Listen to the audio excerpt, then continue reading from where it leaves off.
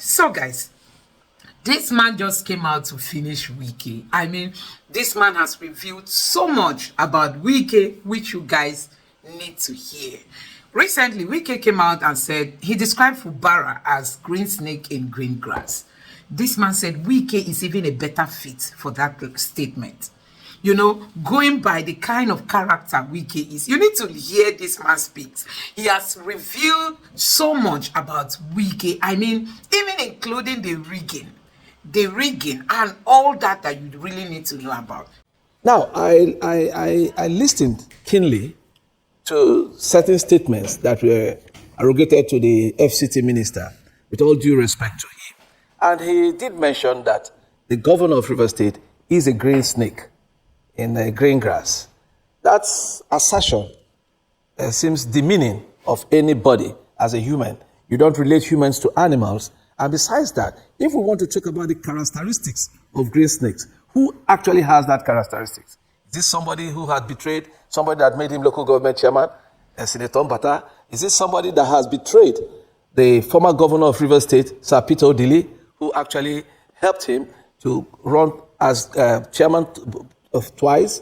Is this somebody who betrayed the former minister, Rotimi Amechi, who appointed him as chief of staff and also nominated him as the minister? Is this somebody who has betrayed the former president of Nigeria, Dr. Goodluck Ebele Jonathan, and his wife, who actually appointed him as minister and even made him a substantive minister and later supported him to become governor of Rivers State? Is this somebody who has gone beyond that to betray the governor of Rivers State, Similaye Fubara, who sacrificed his professional career to help him, even when he was declared wanted by EFCC because of the same Wike? Who is really the green grass and green snake? Let him mention one person, just one person that Similaye Fubara has betrayed before. But we have series of persons that can come out to say Wike has betrayed. Didn't he even betray PDP in the last election? So when you talk about the green snake, it's somebody that is corny, somebody that is cannot stand out for the truth. But Rivers people are beyond that, because the Section 109 sub-G states it very clearly. Those committee of friends he was having a lunch with, Rivers people see them as former assembly members. They are only waiting for INEC to do the needful to come and conduct elections to fill on those 25 seats that are vacant in the assembly. So we've moved beyond that level. The elections that held in Rivers State was one of the freest and fairest local government elections ever. Can't we just copy? Can't these political gladiators copy from what is happening in Akwa Ibom, where the Senate president went to vote in his local government, in a local government election? So what is different about Rivers State? So I don't see us as disturbing ourselves with what somebody says while having lunch with his friends. We are here for good governance, and that is it. President Bola Ahmed Tinubu has tried to intervene in this matter.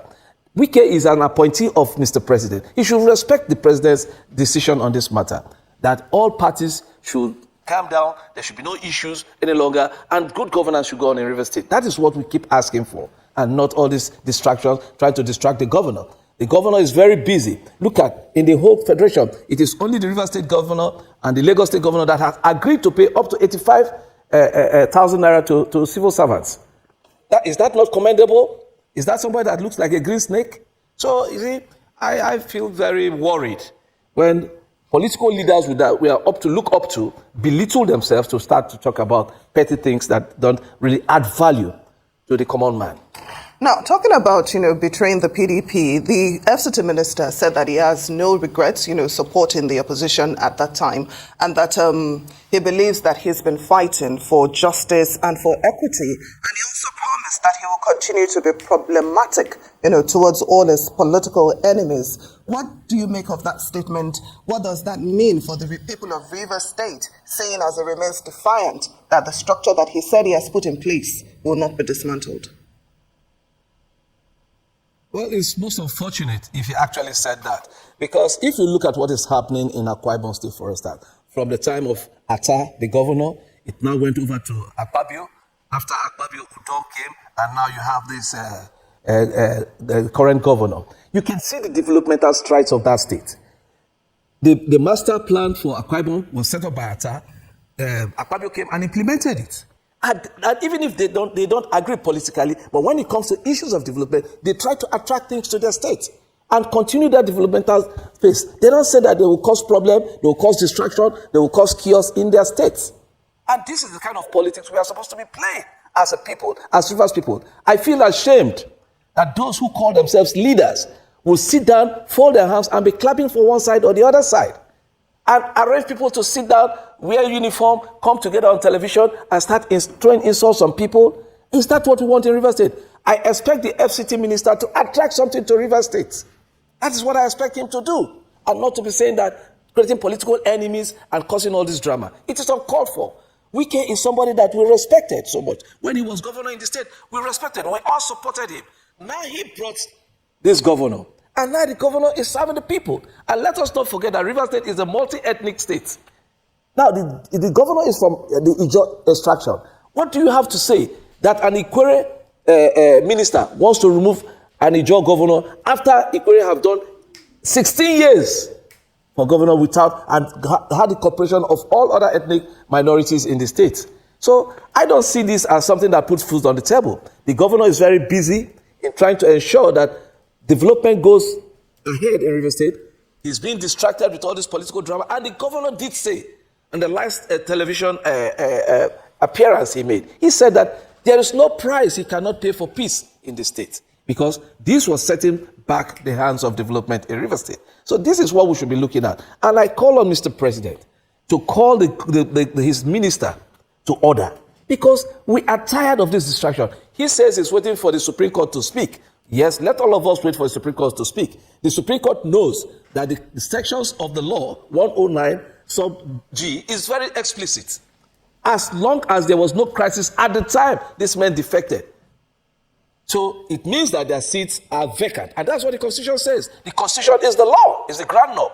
So I don't know what you're talking about, that the governor withdrew a case to present budget that he took to court, because the president ordered that those cases should be withdrawn from court. And because of that, you have an appeal judgment that says you have withdrawn your case, so you cannot be a party in this suit. So therefore, the other party won at the appeal. And you start celebrating, start calling a dinner, banquet, and doing this and that. It's uncalled for.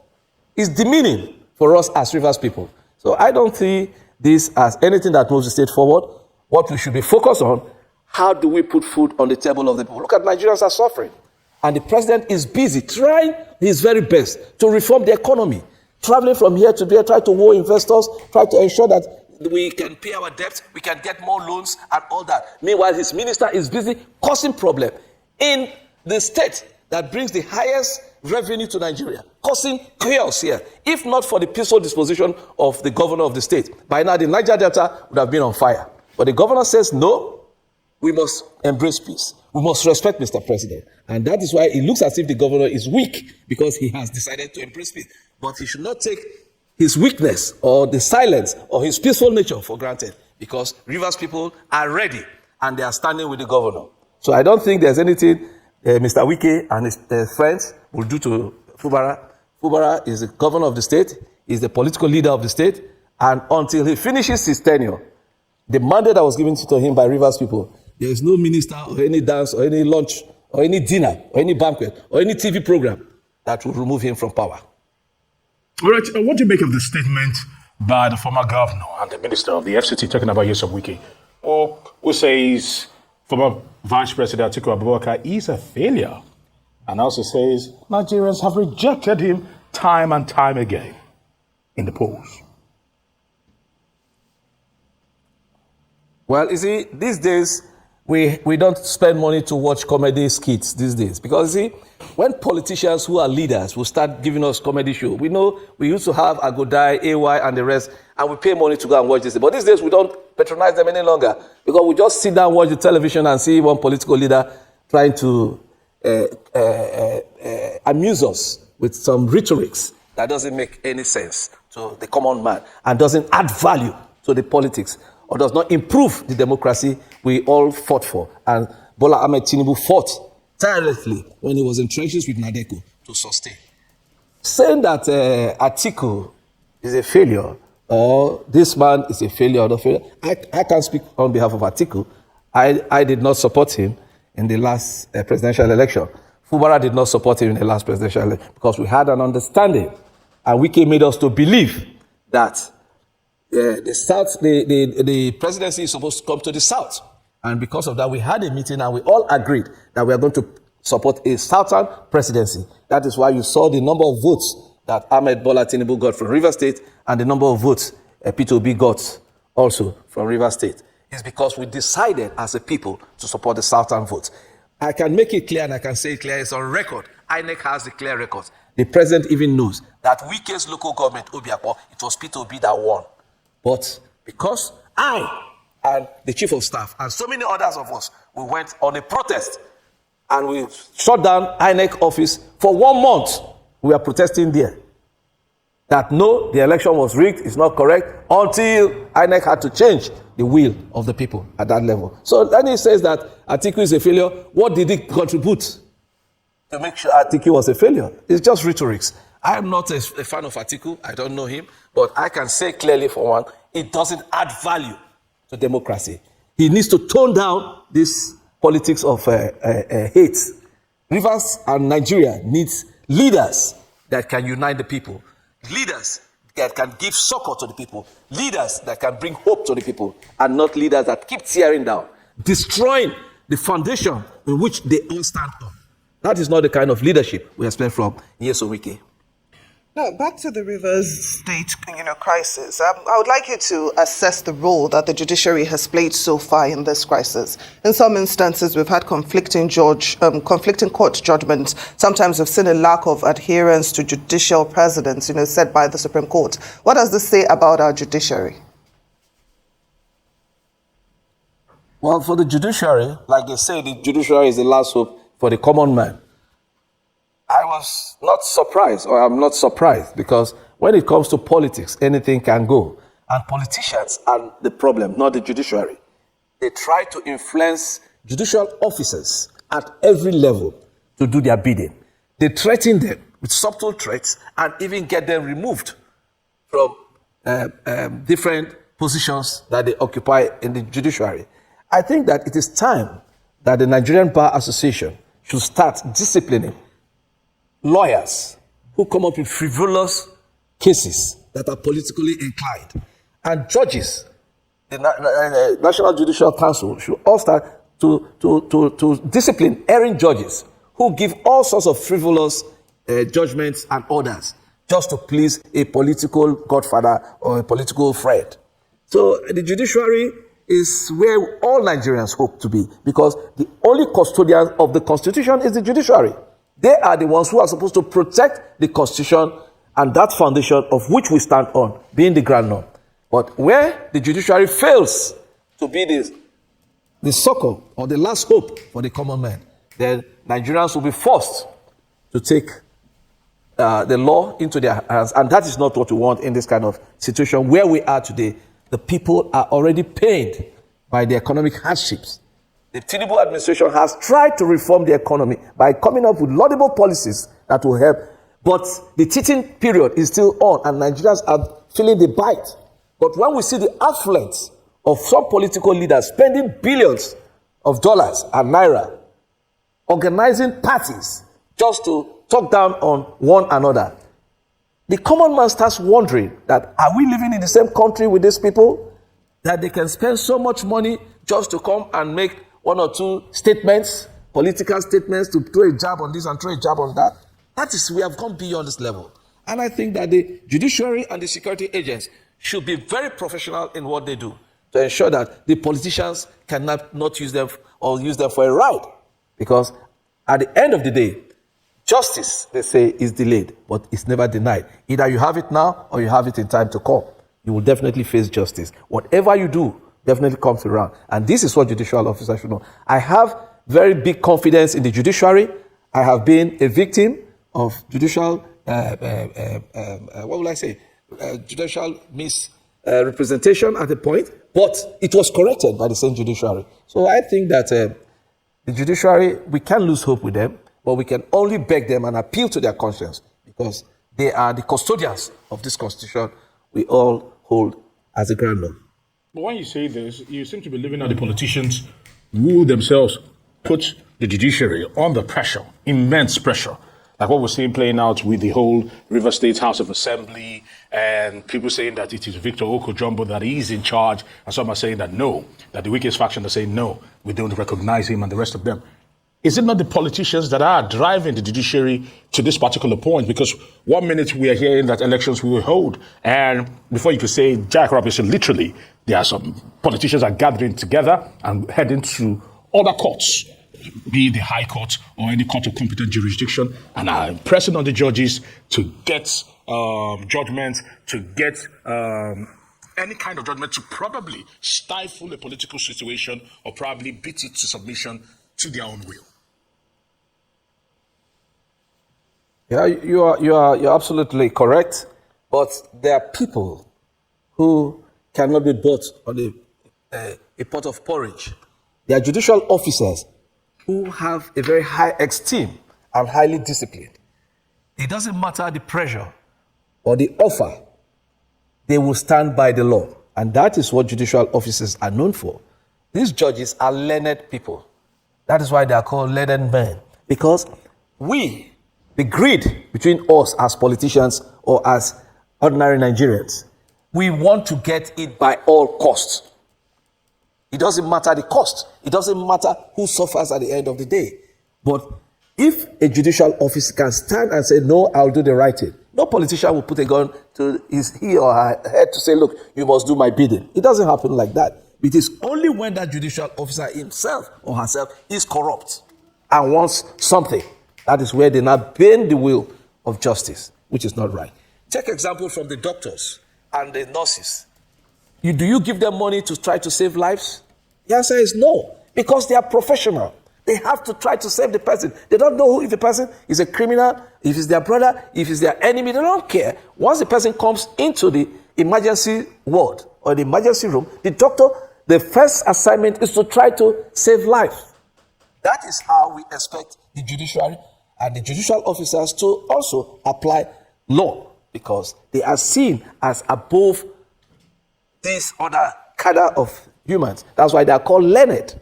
And whatever the Supreme Court says is final. The only person that can upturn what the Supreme Court says is God. So, and you say they are infallible. And for somebody to be infallible, the person must be extremely, extremely credible and somebody that you can trust 100%. So I don't want to put the blame on the judiciary. The politicians are to be blamed. But even at that, there are certain persons that have said, no, we cannot stand for injustice. And that is what we in River State we are doing. And that is why we stood with the governor, despite all the offer, and despite all the intimidation, and despite all the blackmail. We are standing because we must stand for truth, justice, fairness, and equity. So guys, you have seen it for yourself. These are some of the things we keep saying, that our politicians, some people say we now have agburus as politicians. Some say we now have thugs as politicians. Going by the character that some of them exhibit, you just keep wondering, don't they remember they have families? Don't they remember they have wives, they have children? How would somebody just come out to the public and just be misbehaving? Somebody who has tasted power all this while. When you look at Wike has been in the public space for a very long time. As in, he has served to this point where he is. I think somebody like Wike should just be thinking of retiring, instead of him going all this out because he wants to become president, or because he tells everybody that he's proud he supported Tinubu. Yes, that's why you are given the position you have today. But you don't know that you have you've dented your own image, because people now see you as somebody who is not truthful. We've seen someone who came out to say that Wike can never win an election. Normally, as in, you can never go into an election and you expect that election to come out without results being rewritten, or people being pied, or people being, giving some bruises and all that. That he cannot go through an election and people are not, into one problem or the other, because he must want to win that election at all costs. And you know what that means. So it means that Anyway, why Wike was actually, for me, why Wike was actually fighting for presidency is because he knows that once they give him the ticket, he'll be able to do anything he wants to do to get to that position. And when he lost out, it really pained him to the point that he decided he was going to scatter the PDP at all costs. We now saw the lawmakers react to him. The first move they took was to decamp, you know, they defected to the APC, and they made it loud and clear that, you know, that they've defected. And today they are now making a U-turn saying we never defected. There was never a time we defected. As if Nigerians are all mumu. As if Nigerians don't have sense. How can these people, upon all the evidence out there, they come to tell Nigerians we never defected? There was never a time we defected. What kind of country are we living in? What kind of people do we vote? Anyway, we don't vote them. INEC gives them these positions. You know, going by, you know, votes, but in voting the real way elections are supposed to be. Most of these politicians will even near leadership position because the people will reject them.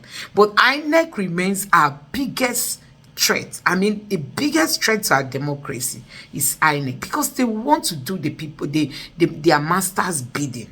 And that is why people like Wike can just take people for granted. Because he knows come rain, come sun, INEC will do their bidding. So guys, I don't know what you make of this video. Let me know your thoughts in the comment section below. Please don't forget to subscribe to the channel and turn on the notification bell. Thank you.